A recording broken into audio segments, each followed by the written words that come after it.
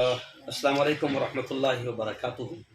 मैं मुफ्ती हारून Nadvi, general secretary Maharashtra प्रदेश Congress committee, नायब सदर Jamiat Ulama Maharashtra, president voice of media Urdu विभाग ऑल इंडिया। आपने सवाल किया मुझसे कि जलगांव ज़िले के जामनेर के बेटावत एक गांव में सुलेमान पठान इस जवान की बड़ी बर्बरता और बड़ी दरिंदगी के साथ हत्या की गई। और इस हत्या में जिस तरीके से आपने ये भी देखा होगा, अगर मीडिया पर आपकी नजरें, आप मीडिया वाले हैं, कि अल्हम्दुलिल्लाह पहले दिन से हम इसमें लगे और अल्लाह ने इस हद तक कामयाब किया कि अब इस मामले में, सुलेमान पठान की मॉब लिंचिंग के मामले में 9 आरोपियों को गिरफ्तार कर लिया गया है। और ये जितने गिरफ्तार किए गए हैं, इसके पीछे काफ़ी मेहनतें रही और मुझे खुशी की बात यह है कि इसमें बड़ी तादाद में हमारा हिंदू भाइयों ने साथ दिया। बल्कि हमने एक तरीके से यूँ समझे कि हिकमत हमने ये इख्तियार की कि मैं कांग्रेस का एक बड़ा पदाधिकारी होने के नाते मैंने अपने ज़िला अध्यक्ष, जामनेर के ताल्लुका अध्यक्ष, जितने हिंदू भाई थे उनको मैंने कहा कि आप तमाम को वहाँ पहुँचकर इस वाक़े की निंदा करना है और इस पर कड़ी कार्रवाई की मांग करना है। और फिर अल्लाह का शुक्र है कि वो माहौल इतना प्यारा बना, प्रेशर इतना प्यारा बना कि हमारे 2 दिन के बाद ही फिर प्रदेश अध्यक्ष हर्षवर्धन जी सपकाल भी आ गए। जैसे ही हर्षवर्धन सपकाल जी आए तो फिर आमदारों का, एमएलएस का आना शुरू हुआ। फिर उसमें हमारे अकोला के साजिद पठान, जो हमारे दबंग और कदावर नेता है, उन्होंने जिस स्टाइल में पुलिस वालों को धमकी भरे अंदाज में बात की, वो वीडियोस भी आपने सुना होगा।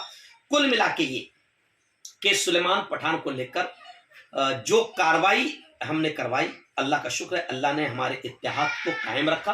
क्योंकि जितनी तंजीमें, तहरीकें, सियासी, मिल्ली, समाजी जितनी तंजीमें थी वो हमारे साथ हो गई।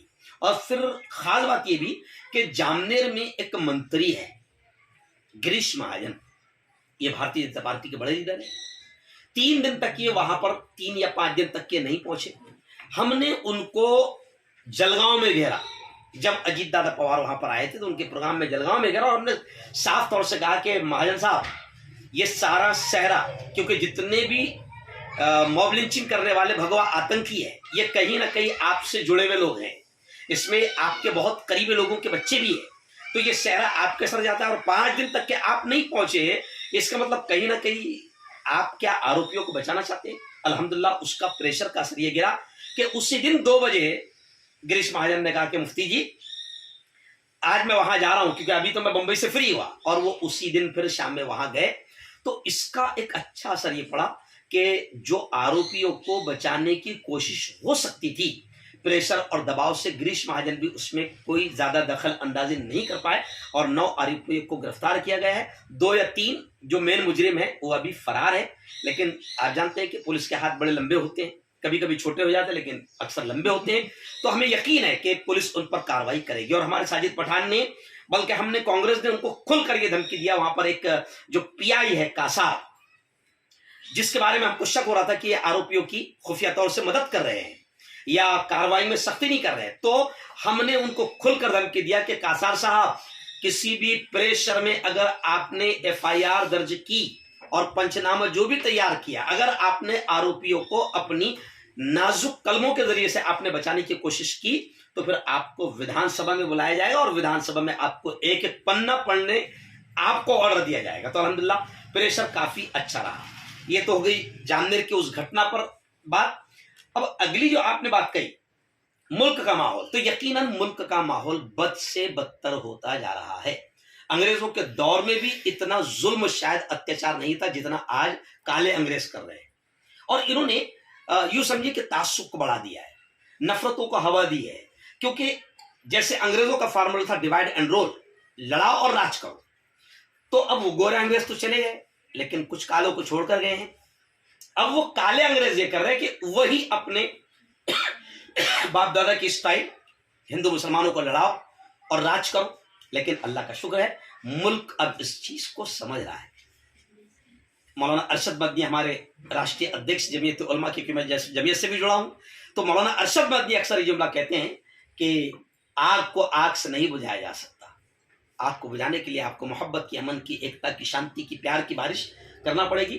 2014 में जैसे ही बीजेपी सत्ता में आई तो मौलाना अरशद बद्री ने, जमीयत उलमा ने उस वक्त पूरे मुल्क में तहफ्फुज़े जमहूरियत और कौमी यकजहती, राष्ट्रीय एकता के प्रोग्राम लेना शुरू किए, क्योंकि हमारे बड़े भाग चुके थे कि अब मुल्क इनके हाथ में गया है, ये नफरतों का राज करेंगे, नफरतों की बोली बोलेंगे। इसलिए जमीयत उलमा ने 2014 से ही राष्ट्रीय एकता, कौमी यकजहती के प्रोग्राम किए, करोड़ों रुपए उस पर खर्च किया। जमीयत उलमा ने अपने स्टेज पर साधु संतों को, पंडितों को, पुजारियों को बुलाया और राष्ट्रीय एकता का माहौल बनाया। मेहनतें रायगा नहीं जाती, अल्लाह का फरमान है कि अल्लाह जाया नहीं होने देता। तो अब हालात अच्छे आ रहे हैं और सेकुलर हिंदू भी अब समझने लगे हैं कि हम ठगे गए हैं, और सत्ताधारी पार्टी में भी समझने लगी है। यहां तक कि मैं हंसते हंसते आपको बताऊं कि अब जीतने वाला भी समझने लगा है कि मैं जीता नहीं हूं, और हारने वाला भी समझने लगा कि मैं हारा नहीं हूं। तो हारने वाला भी सीना तान रहा है और जीतने वाला भी चुप कर रह रहा है कि बेटा ये सब वोटिंग का कमाल था, वोट चोरी का कमाल था, ये इलेक्ट्रॉनिक वोटिंग मशीन का कमाल था। और मेरा मशहूर डायलॉग है, मैं अक्सर कहता हूं कि जैसे तोते की जान पिंजरे में, एक कहावत है, तो ऐसे ही मोदी की जान मशीन में। तो हमारी राहुल जी की हमारी तमन्ना है और हमारी कोशिशें हैं कि हम इलेक्ट्रॉनिक वोटिंग मशीन के नापाक सिस्टम को खत्म करेंगे, और हमारी तमन्ना है कि वोट चोरी का जितना मामला ये चला रहे हैं षड्यंत्र, अब सबको पता चल गया कि महाराष्ट्र में इलेक्शन कैसे जीता गया, यूपी में इलेक्शन कैसे जीता गया। आपके धुलिया के करीब में एक वाकया है कि पूरा गांव कांग्रेस का और वहां एक भी वोट कांग्रेस को नहीं।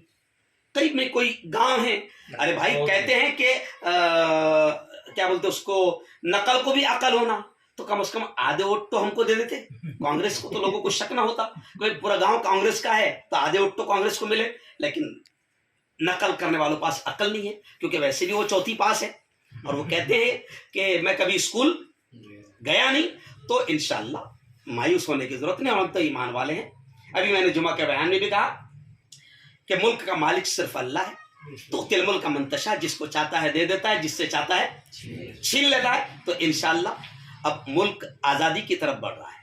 ये बड़ी आज़ादी है, नफरतों से आज़ादी, भुखमरी से आज़ादी, बेरोजगारी से आज़ादी, जहालत से आज़ादी। अब मुल्क इसकी तरफ बढ़ रहा है और हम मायूस नहीं हैं। काम करने का ऑर्डर हमें रब ने भी दिया है, हमारे नबी ने भी दिया है, हम काम कर रहे हैं। जमीयत उलमा के बैनर से काम कर रहे हैं, मस्जिदों के मेंबरों से काम कर रहे हैं, नशा मुखालिफ मुहिम चला रहे हैं, राष्ट्रीय एकता की मुहिम चला रहे हैं, नफरतों को ख़त्म करने की मुहिम चला रहे हैं। और आप जहाँ तक कि आप मुझे जानते हैं, मैं एक अच्छा पत्रकार भी हूँ, मैं जमीयत का भी हूँ, मैं कांग्रेस का भी हूँ, तो मैं अलग अलग प्लेटफॉर्म से काम कर रहा हूँ। तो मुझे ऐसा लगता है कि अब अच्छे दिन आने वाले हैं। मुफ्ती साहब 2019